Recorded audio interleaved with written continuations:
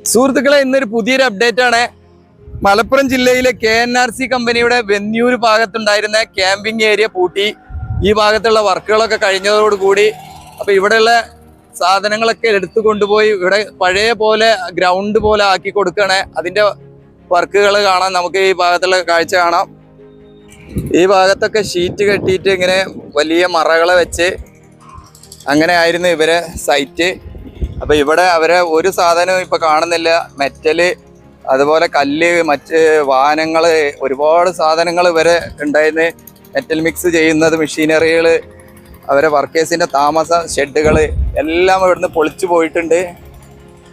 ഇവിടെ ഓരോ വണ്ടിയിൽ അവര് വന്ന് ഓരോ സാധനങ്ങൾ ഇവിടുന്ന് കയറ്റി കൊണ്ടുപോകുന്നുണ്ട്. ഇപ്പം അവര് ചെയ്യുന്നത് ഈ സൈഡിലുള്ള ഷീറ്റുകളൊക്കെ എടുത്ത് മാറ്റുന്ന വർക്കാണ്. ഇവിടെ ഒരു ലോറി വന്നിട്ടുണ്ട്. ആ ലോറിയിൽ ഇവിടുന്നുള്ള എടുത്തു മാറ്റുന്ന തൂണുകളൊക്കെ എടുത്തു കൊണ്ടുപോകുന്ന ഒരു വർക്കാണ് നടക്കുന്നത്. ഇവിടെ ഉണ്ടായിരുന്ന ഒരു തെങ്ങാണ്. തെങ്ങ് കണ്ടില്ലേ, മെറ്റൽ ചെറിയ എംസാൻഡ് ഇങ്ങനെ ഇട്ടിട്ട് അതിൻ്റെ മുകളിലേക്ക് വന്നൊക്കെ വേര്. ഇവിടെ ഈ 4 തെങ്ങ് മാത്രമാണ് ഉള്ളത്. ബാക്കി വലിയൊരു ഗ്രൗണ്ടാണ് ഇവിടെ ഉള്ളത്.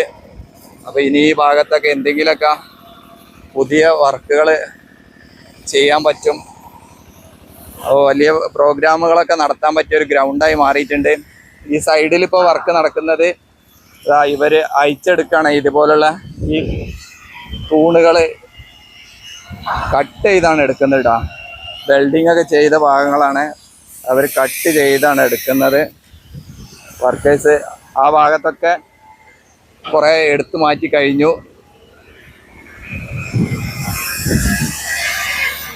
അപ്പോൾ ഇതാണ് വെന്നൂർ ക്യാമ്പിംഗ് ഏരിയ പൊളിച്ചു.